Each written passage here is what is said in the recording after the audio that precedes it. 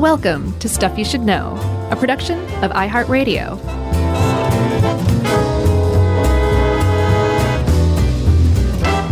Hey, and welcome to the podcast, everybody. I'm Josh, and there's Chuck, and Jerry's out there running around somewhere. And this is Stuff You Should Know about Fender and Les Paul, Part 2. Should we recap real quick? Yeah, I think so. That seems appropriate. All right. Well, where we left off with Part 1 was Leo Fender, lifelong engineer, tinkerer, and non-musician, has made a career making amps and trying to figure out the problem with electric guitar feedback. Les Paul was a budding superstar guitar player and session player, also tinkerer, trying to figure out this problem of amplifying the electric guitar without feedback. Okay. And they were introduced in 1947, trying to figure this out together, and then enters a third gentleman who may have had more to do with the invention of the solid body electric guitar as we know it than either one of them. Yeah, for real. This is Possibly. where things get a little bit shady. Little murky. When Cary Grant enters. What's the guy's name? His CC name is DeVille? Paul. His name is Paul Bigsby. And I've heard of the last name. I've seen those guitars before. Is the company still around? Yeah, so here's the deal. Bigsby is now most well known for what's called the Bigsby tailpiece, which is, he's the guy who kind of invented the whammy bar. If you know nothing about guitars, but you've ever seen like Eddie Van Halen play, not all guitarists use these things, but if you hit a note and then you reach below the guitar and grab that little steel bar and make it go wow, wow, wow, wow, wow, that's a whammy bar. Bigsby invented that.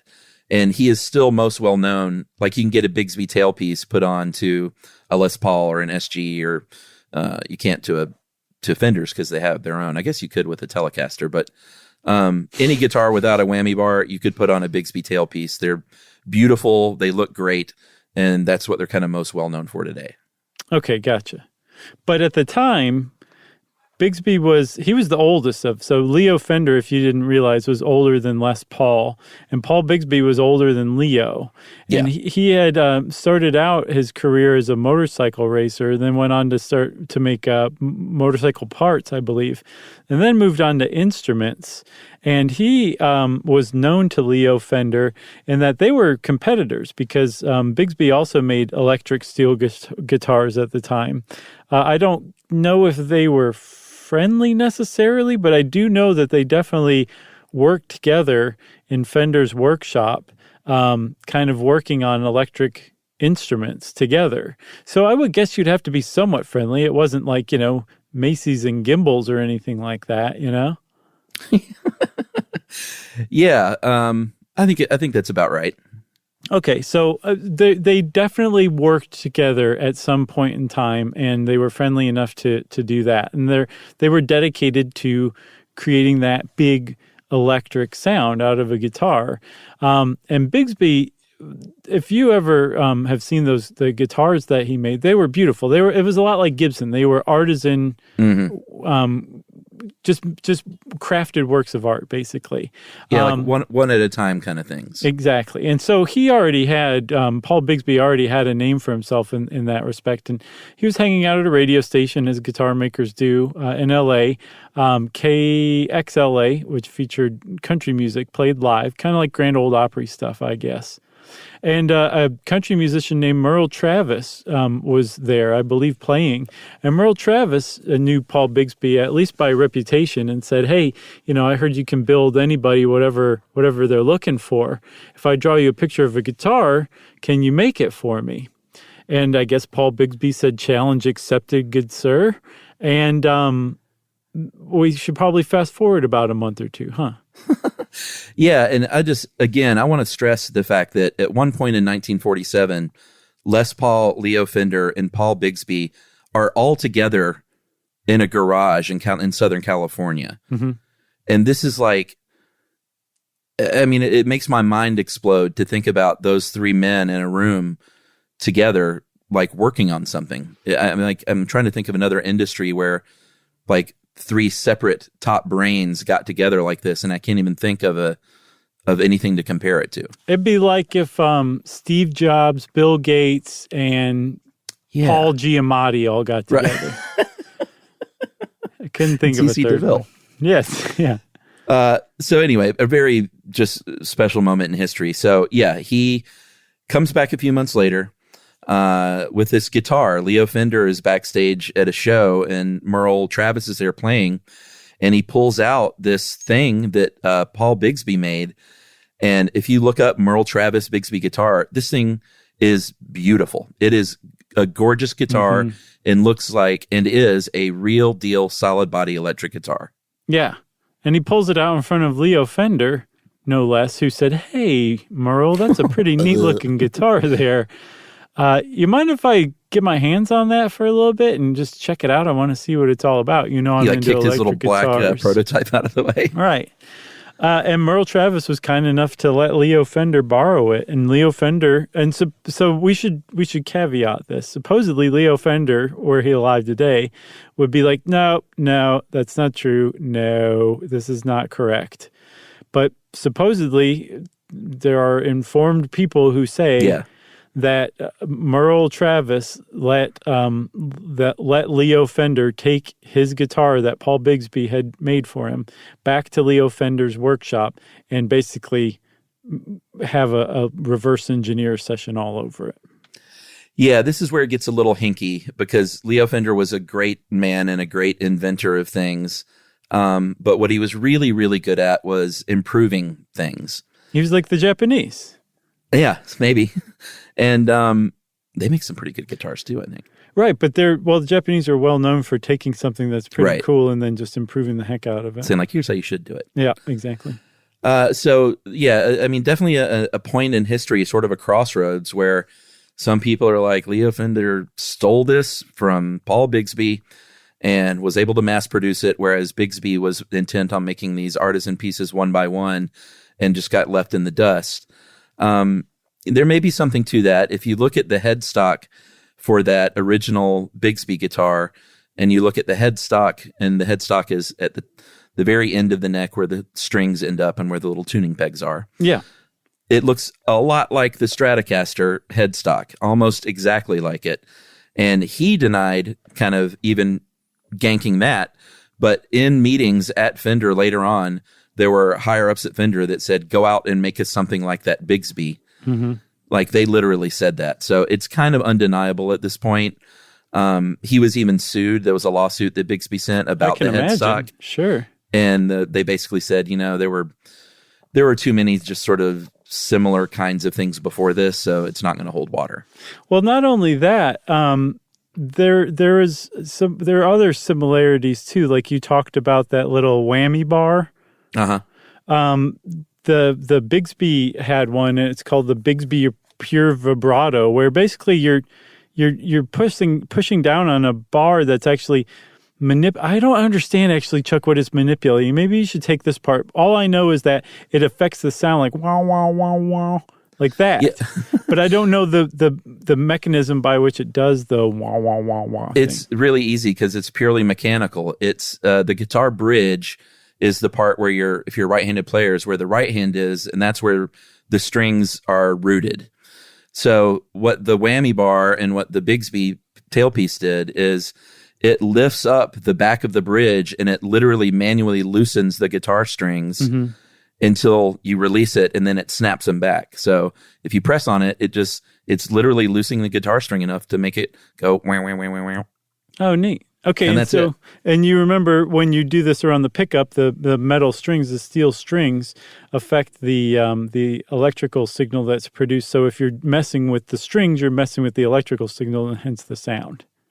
Right. The other thing we should point out that Leo Fender probably kind of stole was all the tuning pegs on the headstock are all on top and in one line. Mm-hmm. So if you look at Telecasters and Stratocasters, and that's sort of the Fender thing, they're all in a row because it's just really easy to access them as a player, whereas Gibson models were based on acoustic or Spanish guitars where there's 3 on one side and 3 on the other. Mm-hmm. And in order to tune those lower strings, or I guess the higher strings, you have to reach under and around.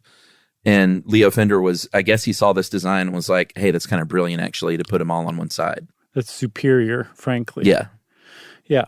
So, yeah, it's really tough to get around. Like, if you put and there's plenty of pictures out there, if you put that first Bigsby Merle Travis guitar next to the first guitar that Fender ever mass-produced, it's pretty much the same thing in a lot of ways. And so, yeah, I don't know. It was tough to swallow. But like you said, the idea of it impugning Leo Fender's character, right? It just doesn't quite make sense, because he was a great guy and he did do a lot for the industry, and he founded Fender, which just that alone is pretty amazing too. But Sure. one of the things that he doesn't necessarily get credit for, at least outside of like musicians circles, I'm guessing, but is the bass that he created, right? Yeah, the precision bass. Before the electric bass guitar, the basses were all the big standard upright basses, and they were a problem because they were huge. You either had to strap it to the top of your car, and potentially have it get beat up by weather, or you had to ride separately from the rest of the band because that thing filled up the entire back seat. They were just big and bulky and hard to transport. So Leo Fender, again, was not the first. A guy named Paul Tutmark, who worked on, he was a big lap steel maker, and he founded the Audiovox company, which is still around. Oh, yeah. 15 years before the Fender P bass, the precision bass, he invented what's generally known as the first electric solid body bass guitar. It just didn't take off like the precision. And again, the P bass is called a precision because the upright bass doesn't have frets. So if you knew how to play it, you know how to play it, but you couldn't be like, go to the fourth fret. You would just sort of, I see, not guess, but you would generally know where it falls. The electric bass guitar, the P bass, had frets, so they said it had more precision. So that's why they called it that. But that's another thing that's easy to overlook too, is the electric guitar, it's pretty different from like the electric Spanish guitar, but it's still in the same general, it's like a progression from that. The electric bass was like whole cloth, a new invention, basically. And it changed everything, too. I mean, like, I was reading an article, I think, that you sent from maybe Pitchfork, where it was talking about, like, just how much that changed things, having that around. Like, basically Motown, and then later on funk. Like none of that would have existed without the electric bass. And, like Another One Bites the Dust, and like Pink Floyd's Dark Side of the Moon, and like Parliament, like all these like bands were predicated on the fact that there was like a nice slappy electric bass that you just couldn't get around. You couldn't ignore it. It became like a part of the band rather than just some background thing that was more visual than audio oral. Yeah, because the upright bass kind of ended up having the same problem as the acoustic guitar, in that once they had electric guitars, that upright bass wouldn't really cut through live. Mm-hmm. And so you had, a song is driven by the rhythm section, the bass player and the drummer. That's when you ever hear about the rhythm section, they drive the heart of the song. Everyone follows them. Like, as much as you think as the guitar is out front, it's not leading the band. That low end is what's actually leading the song. And everyone else kind of falls in line with that because they're setting that beat with the bass and the drums. But he's working on this, and again, not to get in the weeds with the amps, but this whole time he's making leaps and bounds on amplification that works at really high volume with these Fender amps. Yeah, and then one of the other things that made Fender really innovative was he created like instruments for everyday people. That was the big innovation for him. Like, his company set out to bring this stuff to the masses so that, teenage kids could save up from like their after school job and like buy one of these things and buy an amp and start a band and maybe actually get kind of good. And it I hate to use this word because it's so overused these days, but he kind of democratized starting a band. Whereas before you had to, you had like a 20-piece band and you had to know all these people and you had to do dance halls and everything. And now you could, because everything was amplified and electrified, you could get away with just, 3 or 4 pieces and everybody could hear you, and they could hear you louder than they could hear the big bands from before, because it was amplified. But it was affordable, and he also made them really durable too. Yeah, and it was because he introduced kind of like a factory process to it, whereas over at Gibson and Rickenbacker and Bigsby, they were all still making these hands kind of not one at a time, but they were making them by hand very slowly. One of the big reasons he was able to factoryize it was he was basically the only company using a bolt-on neck. So in other words, you take the neck and you literally screw it in to the body of the guitar on the back. And that's why anytime you see a Fender guitar on the back, they have this little silver square plate where the neck meets the body. And under that, it's where it's bolted together. Gibson and basically everyone else was using what's called set neck, which are glued on.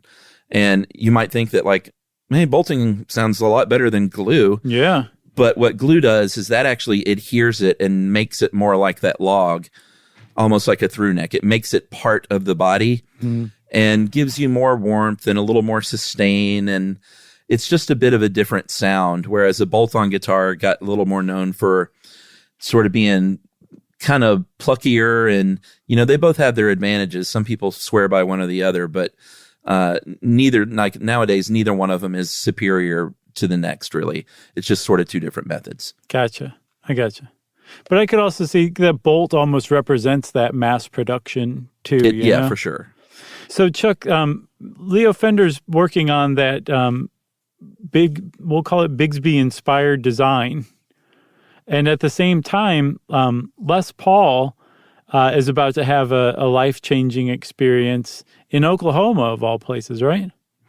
Yeah, so he, like I said, was not a good husband to either his first wife or his second, really. He had a long-time affair with a woman with her stage name of Mary Ford. She was a singer and also a champion guitar player. And they had a duo going on. It was Les Paul and Mary Ford, and they had tons and tons of #1 hit records. And they had been together for quite a few years before he even got divorced from his first wife. But in 1948, while traveling, I think, back to L.A. from Wisconsin, they were in a really bad car accident on the icy roads of near Davenport, Oklahoma. And it was a really, really bad wreck that could have killed both of them. Mm-hmm. Yeah. So they were both thrown from the car along with all of their equipment. And from what I understand, Mary's injuries weren't nearly as bad as Les's. No. His spleen was all messed up, a bunch of other stuff. But the big problem for Les Paul was that his right elbow was shattered. And at first, the doctors said, well, we're going to have to amputate your arm. And that obviously would have been that for his guitar playing days. Yeah. Apparently, when he was faced with this news, one of the first things he started doing was coming up with how to create an effect where you could play guitar one-handed. But he luckily didn't ever have to actually follow through and invent that because some doctor was aware of his status and that he played guitar and like that. They couldn't take his arm. So he set about trying to figure out how to solve the problem while keeping his arm and allowing Les Paul to somehow play one way or another. Yeah, I mean, he basically gave Les Paul the choice. He was like, you can either amputate it or we can try this procedure where we kind of screw your arm back together and we don't know if it'll work. And he said, but it's going to be permanently bent in some kind of direction. And Les Paul said, why don't we at least try it first so we know if it works before we cut the arm off? And he said, and just bend it and point it toward my belly button and leave it there. Yeah. So he could play guitar. And that's what they did. And for the rest of Les Paul's life, like if you ever see a picture of Les Paul, that right arm is bent. Yeah.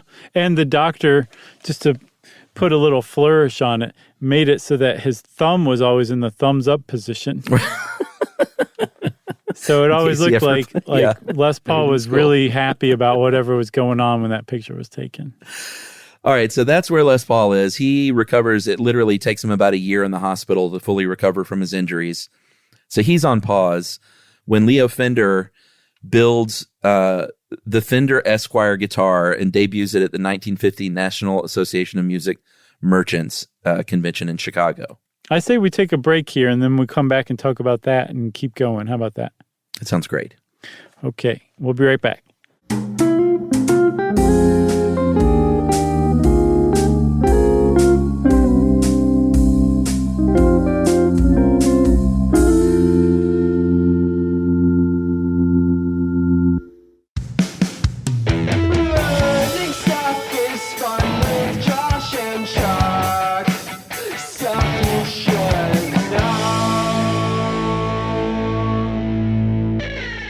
All right, Chuck. So Leo Fender takes his Paul Bigsby inspired guitar and creates a prototype out of it that's known as the Esquire. And I think there's some differences between the Esquire and what would become later known as a Telecaster, right? It's not the exact same thing, just with a different name. Yeah. I mean, I think there was only one pickup, and the Tele ended up having a couple.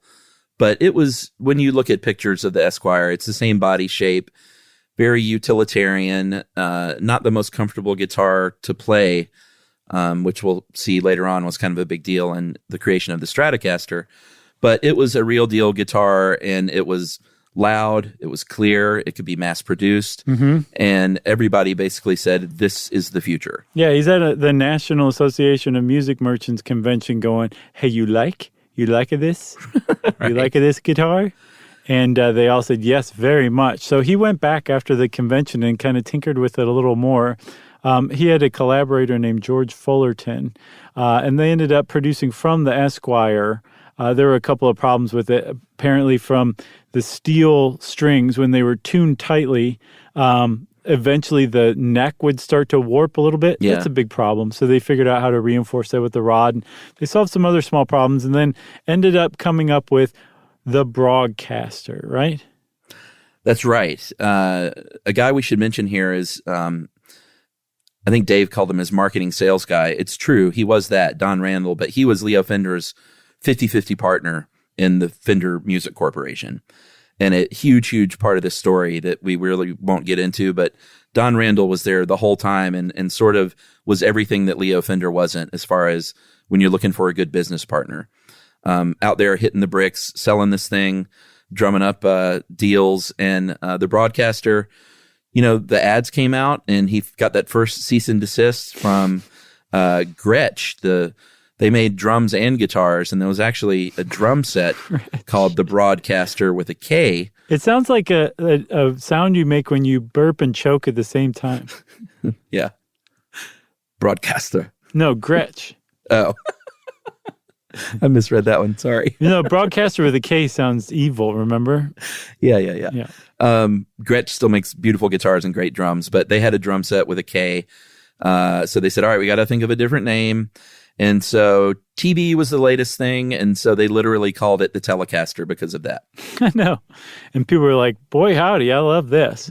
They did. So that was a big deal. The Telecaster was, I guess, the first mass-produced, widely available electric guitar, solid-body electric guitar that shredded, that you could shred on, I guess. Yeah, it kind of started it all. Yeah, and so Les Paul, by this time, he had gotten in that car wreck in 1948. You said it took him about a year to recover.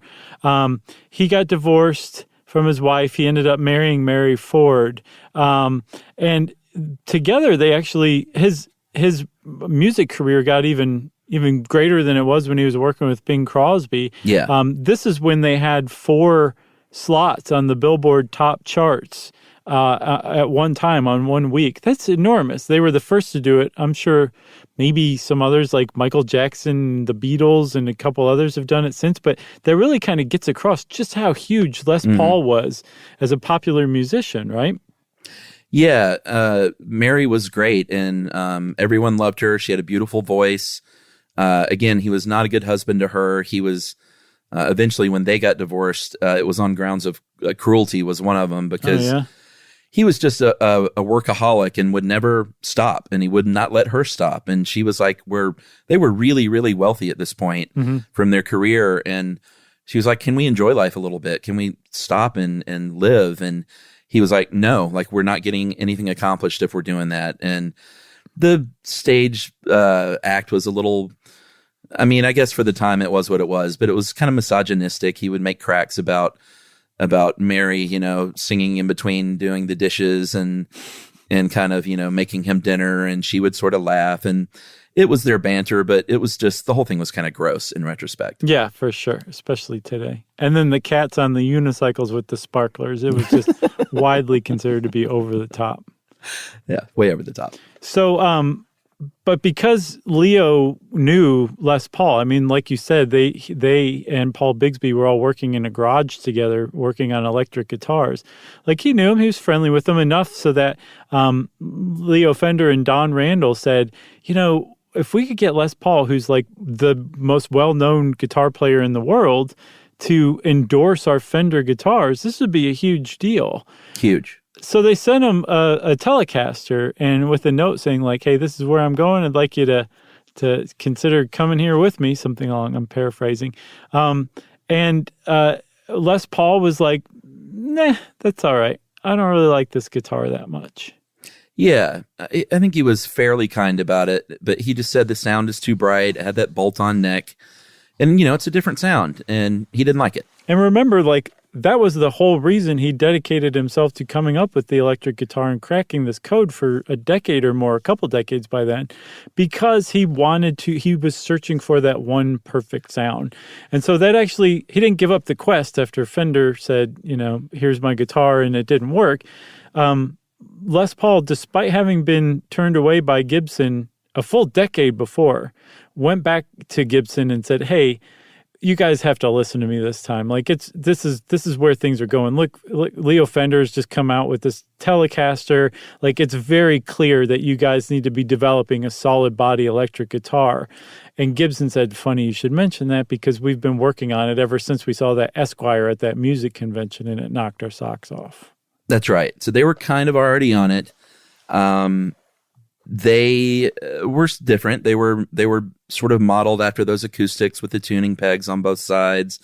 The Gibson guitar was really heavy, and it's funny. Later on, many guitar players started with what would end up being the Les Paul. Mm-hmm. Eric Clapton and Keith Richards and all these people played the Les Paul early on, and a lot, I think Pete Townsend, and they all eventually switch to Fenders later in their career, because the Les Paul weighs between 9 and 10 pounds, and the Strats and Tellys weigh about 7 pounds. And that's a big difference. 2 or 3 pounds strapped on your back when you're touring is a big deal. Like, I can tell a difference when I play a heavy guitar, you know, being 50 years old in my basement after a few hours. So I can imagine what, like, touring year after year, what kind of toll that takes. For sure. For sure. But this Gibson was heavy. It had that glued-on neck, which gives you a little more warmth, a little more resonance. And it was a really good guitar. And so they say to Les Paul, like, now he's being courted by Gibson officially, like, hey, what do you think of this? We will let this be your guitar. We will slap your name on it. We'll give you a 5% royalty, and you've got to play it exclusively. And he said, a done deal, my friends. Yeah, because he was like he'd always only played Gibsons. He loved Gibsons. This was like a dream come true for him, you know? And for them also to come back to him now, sure. had to feel awfully sweet. Yeah. But it was so stupid too, because this is a decade after he went to them with this idea the first time, and now they're finally getting around to it. But it was a big deal. So Les Paul now played Gibson guitars exclusively, and they named that first model the Gibson Les Paul. Yeah, I wonder if in that meeting he said, "Can also tell people that I designed and invented this thing, because that's what I'm going to do for the rest of my life, just so you're cool with it." Yeah, which is really something, because he apparently didn't. There's a guy named I think Paul McCarty, George McCarty. So I think George McCarty. I'm sorry. I'm pretty sure his name is George McCarty. He was the president of Gibson at the time. His last name is McCarty. Let's just call him that. Or Mr. X. Mr. X was the president of Gibson at the time. And he largely designed the guitar. But yeah, they kind of let, I guess as part of the endorsement deal, they let Les Paul just basically claim it like he'd had a lot to do with it. He made some tweaks. For sure, but he never designed the Les Paul. That is also a fact. Right. And he did not invent the electric guitar. A lot of people still say that. Les Paul invented the electric guitar, and he was always happy to just sort of nod his head. Right. All right, Chuck. So like by the mid 50s, by the early 50s, Fender had the Telecaster out. Gibson had their Les Paul model out. So there were now widely available electric guitars being produced, and that sounded awesome. Like this sound had finally been achieved. Loudness, clarity, shreddingness, gnarliness, all of that stuff was now extant in the world. It did not exist before, now it did. But the one that really changed everything, the electric guitar that changed it all, was Fender's, if not their second model, they're definitely their second well-known model, the Stratocaster, right? Which came out in 1954. Yeah, this was a huge innovation because the problems with the Tele is that it, like I said, it wasn't rounded, it wasn't sharp, and I'm talking about the edges of it. It was, it kind of dug into your body and wasn't super comfortable. So Leo Fender does what he does, which is make improvements like the Japanese, and he got onto the back of it and he carved out where the top of the back of the guitar meets your belly. He shaved that down to where it was contoured. And then where your right arm, if you're a right-hand player, your pick hand, where your forearm kind of rests on the top front of the guitar, he carved that down too and contoured it. So your arm and your belly weren't pressed against these sharp edges. And it was just a more comfortable guitar all the way around. It had a cool look. This was a time in the early 50s, mid 50s when, these cars had these big fins on them and everything just had this sort of look like it's hard to describe how weird the Stratocaster and how sort of modern and futuristic it looked at the time, because we all just see that as like, oh, that's what a guitar looks like. Exactly. But at the time, it was revolutionary, and everyone literally was like, what in the world is that hot-looking thing? Yeah, one of the other things that made it look hot, those fins had a purpose. The horns at the top of the guitar where the neck met the body, it carved out space, so you could get your fingers to press those frets on the higher notes a lot more easily than you could have before when you were reaching all the way around it, which again allowed for greater shredding. That's right. And the Fenders did those on both sides, whereas the Les Paul was only carved on the underside. So you could still get to some strings, but it took a little bit of finagling. Later on, Les Paul would come up, and I have one of these too, what's called the double cut, where it's cut on both sides, and the Gibson SG, which is cut on both sides. But originally, it was just Fender doing that. And then the Les Paul did something that just did away with that altogether and made the coolest guitar of all time, the Flying V, which is the one I always associate with heavy metal. And by Les Paul, of course, I mean Gibson. But that's the one, like Jimi Hendrix played that one. Like, I can't remember, like a bunch of people played it. You've seen this before. But Hendrix played a Strat. Well, he also played a Flying V. I've seen pictures of it on the internet. But like it's what you associate with like just rocking out with a guitar. And it turns out the thing was designed in 1958. It's one of the most mind-blowing facts I learned in this podcast. I couldn't believe it because I associated it with 80s hair metal. And it had been around for a good 30 years by then. And it had, like the 50s is when this thing came out. It's like the coolest looking guitar of all time for my money. No, I love the Flying V, and I'll probably own one at one point. At some point, you should look up reverse Flying V because they are one of the ugliest guitars. Yeah, I've seen that before. But yeah, Gibson was tinkering around. They made the Flying V and they made the Explorer, which is the one that's kind of looks like a lightning bolt. And then the Firebird. And those all did okay, but they weren't like, and Leo Fender did the same thing after the Stratocaster success.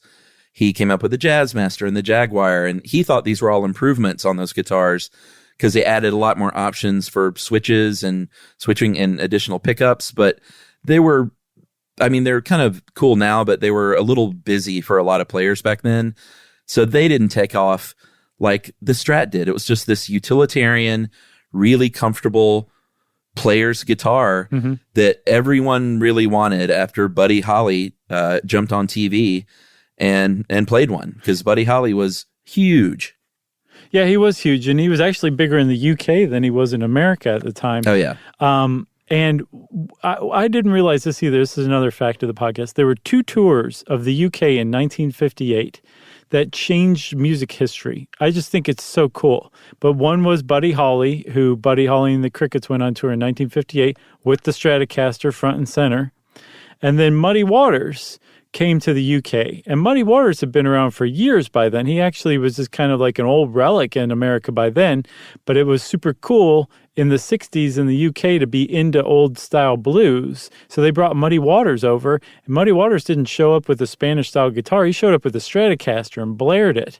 Then those two tours produced bands like the Beatles, the Who, the Rolling Stones, Led Zeppelin, like basically every band in the British Invasion were in the audience as kids or slightly younger men for those two tours and were inspired to go on and form some really amazing bands afterward. Yeah, it was funny. It was kind of like either you were in the Beatles camp where you saw Buddy Holly and you wanted to do sort of upbeat pop music, or you were Eric Clapton going to see Muddy Waters and you wanted to do this sort of raunchy blues rock thing. Right. But either way, it was a Stratocaster front and center. And well, I guess we should take a break now before we get to the next guy, right? All right, let's do it. All right, we'll take our final break and talk about surf guitar legend Dick Dale right after this.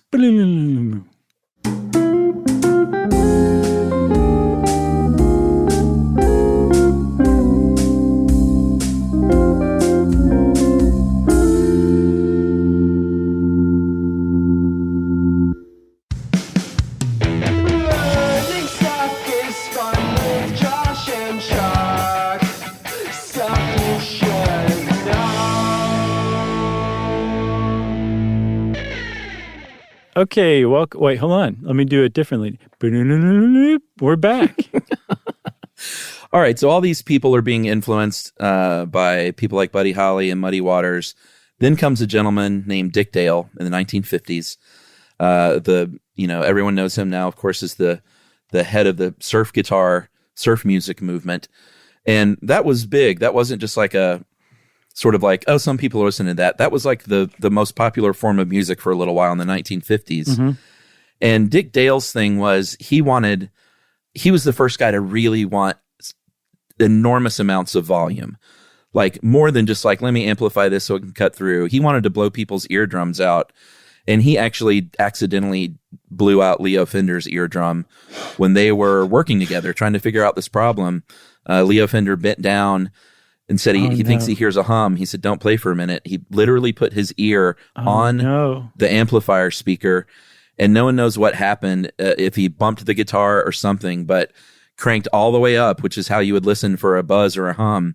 He literally destroyed one of Leo Fender's ears. So now he's down to one ear and one eye.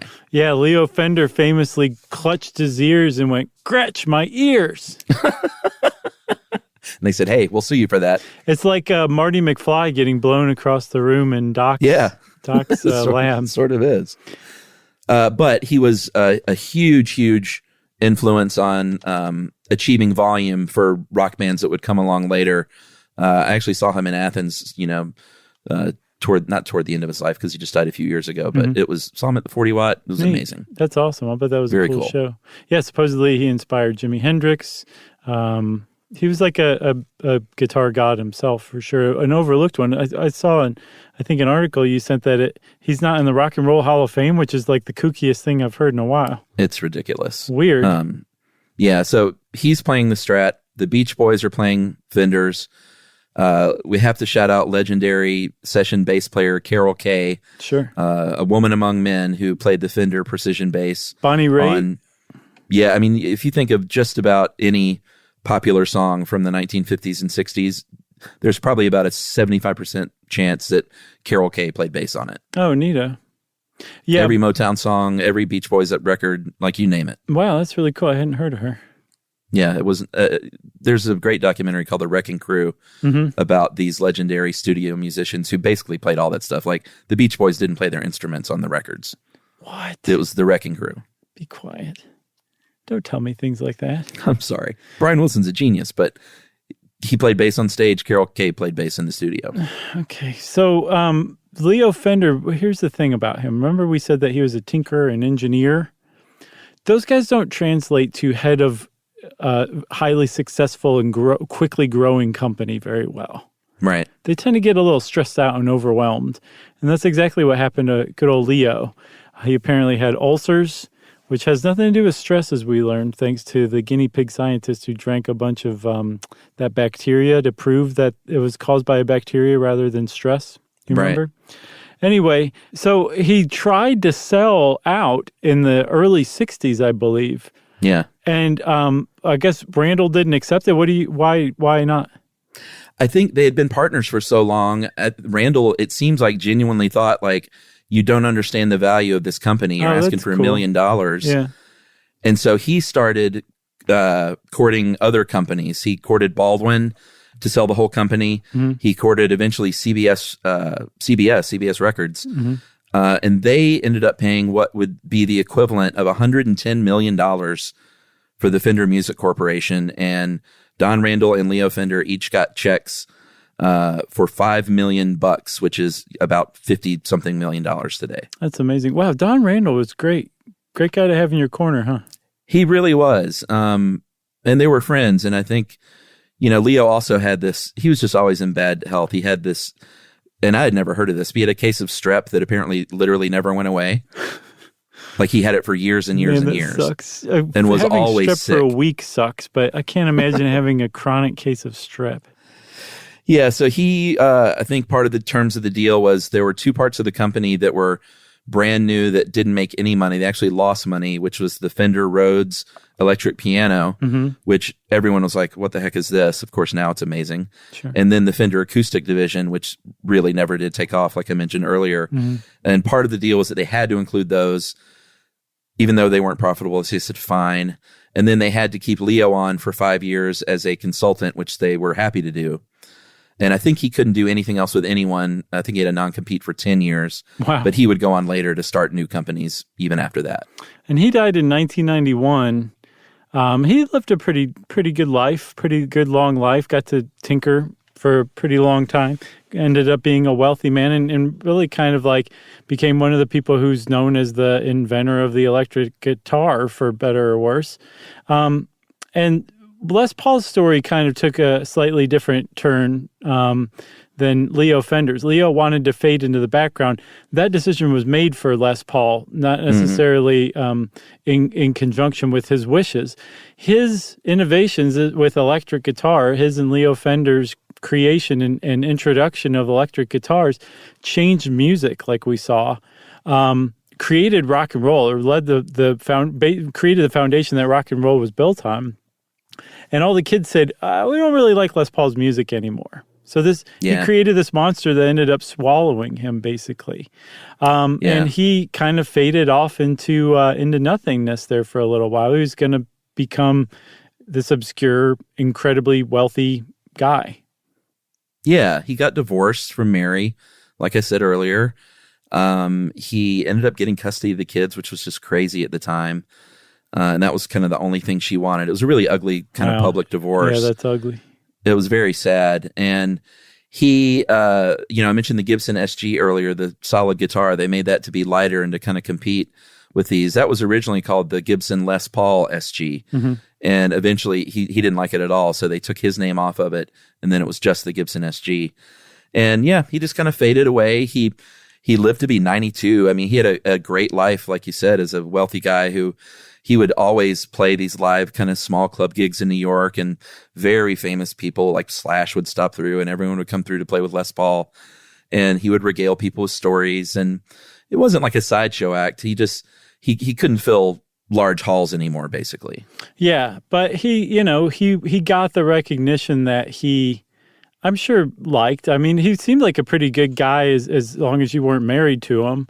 But he's known as like the guitar god's guitar god. I saw put somewhere that like if you are a guitar player, a guitar hero, you look up to Les Paul for what he did, not just with creating or helping to create, or at least saying that he created the electric guitar, but also for all the other innovations that he really did invent, like multi-track recording and sound on sound, Yeah, and just to sort of button up the story of the guitar itself, they only made them in 58,